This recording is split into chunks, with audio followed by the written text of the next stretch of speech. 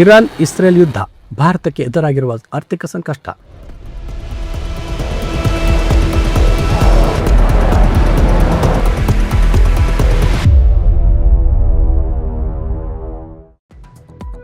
ನಮಸ್ಕಾರ ಸ್ನೇಹಿತರೆ.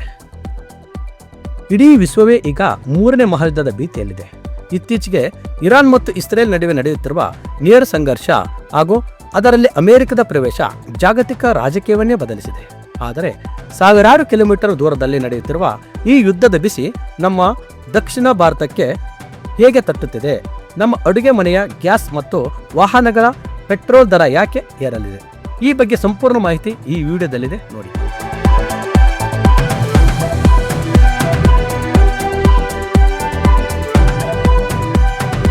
ಭಾರತ ತನ್ನ ಒಟ್ಟು ಕಚ್ಚಾ ತೈಲದ ಸುಮಾರು 85% ಭಾಗವನ್ನು ಆಮದು ಮಾಡಿಕೊಳ್ಳುತ್ತದೆ. ಇದರಲ್ಲಿ ಹೆಚ್ಚಿನ ಪಾಲು ಮಧ್ಯಪ್ರಾಚ್ಯ ರಾಷ್ಟ್ರಗಳಿಂದ ಬರುತ್ತದೆ. ಇರಾನ್ ಮತ್ತು ಇಸ್ರೇಲ್ ನಡುವಿನ ಯುದ್ಧದ ಕೇಂದ್ರ ಬಿಂದು ಹಾರ್ಮುಜ್ ಜಲಸಂಧಿ. ವಿಶ್ವದ 20% ತೈಲ ಸಾಗಾಟ ಇದೇ ಮಾರ್ಗದಲ್ಲಿ ನಡೆಯುತ್ತದೆ. ಯುದ್ಧದಿಂದಾಗಿ ಈ ಮಾರ್ಗ ಬಂದ್ ಆದರೆ ಅಥವಾ ಹಡಗುಗಳ ಸಂಚಾರಕ್ಕೆ ಅಡ್ಡಿಯಾದರೆ ಕಚ್ಚಾ ತೈಲದ ಬೆಲೆ ಗಗನಕ್ಕೇರುತ್ತದೆ. ಈಗಾಗಲೇ ಬ್ರೆಂಟ್ ಕಚ್ಚಾ ತೈಲದ ಬೆಲೆ ಪ್ರತಿ ಬ್ಯಾರಲ್ಗೆ $90 ರಿಂದ $100 ದಾಟುವ ಮುನ್ಸೂಚನೆ ಸಿಕ್ಕಿದೆ. ಕಚ್ಚಾ ತೈಲದ ಬೆಲೆ ಏರಿದರೆ ಭಾರತದಲ್ಲಿ ಪೆಟ್ರೋಲ್, ಡೀಸೆಲ್ ಬೆಲೆ ಏರಿಕೆ ಅನಿವಾರ್ಯ.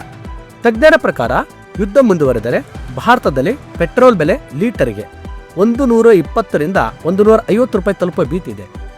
ದಕ್ಷಿಣ ಭಾರತದ ರಾಜ್ಯಗಳಾದ ಕರ್ನಾಟಕ, ತಮಿಳುನಾಡು ಮತ್ತು ಕೇರಳ ಸಾರಿಗೆಗಾಗಿ ಡೀಸೆಲ್ ಮೇಲೆ ಹೆಚ್ಚು ಅವಲಂಬಿತವಾಗಿವೆ.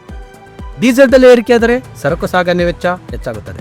ಇದರಿಂದ ತರಕಾರಿ, ಬೇಳೆಕಾಳುಗಳು ಮತ್ತು ದಿನಬಳಕೆ ವಸ್ತುಗಳ ಬೆಲೆ ದುಪ್ಪಟ್ಟಾಗಲಿದೆ. ಭಾರತವು ತನ್ನ 60%ಕ್ಕೂ ಹೆಚ್ಚು LPG ಅಗತ್ಯವನ್ನು ಆಮದು ಮಾಡಿಕೊಳ್ಳುತ್ತದೆ. ಇದರಲ್ಲಿ ಸಿಂಹಪಾಲು ಮಧ್ಯಪ್ರಾಚ್ಯದಿಂದಲೇ ಬರುತ್ತದೆ. ಈ ಯುದ್ಧದಿಂದಾಗಿ ಅನಿಲ ಪೂರೈಕೆಯಲ್ಲಿ ವ್ಯತ್ಯಯ ಉಂಟಾದರೆ ಈಗಾಗಲೇ 1000 ಗಡಿಯಲ್ಲಿದ್ದ ಸಿಲಿಂಡರ್ನ ಬೆಲೆ ಇನ್ನೂ ಏರಿಕೆಯಾಗಬಹುದು. ಇದಲ್ಲದೆ ದಕ್ಷಿಣ ಭಾರತದ ಲಕ್ಷಾಂತರ ಜನರು ಸೌದಿ ಅರೇಬಿಯಾ, UAE ಮತ್ತು ಕುವೈತ್ನಲ್ಲಿ ಉದ್ಯೋಗ ಮಾಡುತ್ತಿದ್ದಾರೆ. ಯುದ್ಧ ಭೀತಿಯಿಂದ ಅವರು ಉದ್ಯೋಗಕ್ಕೆ ಬಂದರೆ ಅಲ್ಲಿಂದ ಭಾರತಕ್ಕೆ ಬರುವ ಹಣದ ಪ್ರಮಾಣ ಕುಸಿಯುತ್ತದೆ. ಇದು ದಕ್ಷಿಣ ರಾಜ್ಯಗಳ ಆರ್ಥಿಕತೆ ಮೇಲೆ ದೊಡ್ಡ ಹೊಡೆತ ನೀಡಲಿದೆ.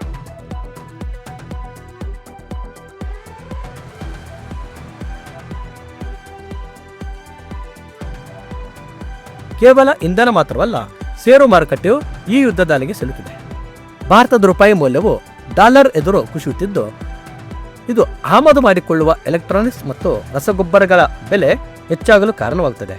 ವಿಶೇಷವಾಗಿ ಕೃಷಿ ಪ್ರಧಾನವಾದ ದಕ್ಷಿಣ ಭಾರತದ ರೈತರಿಗೆ ರಸಗೊಬ್ಬರದ ಬೆಲೆ ಏರಿಕೆ ದೊಡ್ಡ ಹೊರೆಯಾಗಲಿದೆ. ಯುದ್ಧ ಎಲ್ಲಿಯೇ ನಡೆದರೂ ಆರ್ಥಿಕ ಪರಿಣಾಮಗಳು ಎಲ್ಲರಿಗೂ ತಟ್ಟುತ್ತವೆ. ಶಾಂತಿ ಸ್ಥಾಪನೆಯಾಗದಿದ್ದರೆ ನಮ್ಮ ಜೀವನದ ಬಜೆಟ್ ಅಸ್ತವ್ಯಸ್ತವಾಗುವುದರಲ್ಲಿ ಸಂಶಯವಿಲ್ಲ. ಈ ಬಗ್ಗೆ ನಿಮ್ಮ ಅಭಿಪ್ರಾಯವೇನು? ಪೆಟ್ರೋಲ್ ಬೆಲೆ ಏರಿಕೆಯನ್ನು ಸರ್ಕಾರ ಹೇಗೆ ತಡೆಯಬಹುದು? ಕಮೆಂಟ್ ಮಾಡಿ ತಿಳಿಸಿ, ಶೇರ್ ಮಾಡಿ, ಲೈಕ್ ಮಾಡಿ. ಧನ್ಯವಾದಗಳು.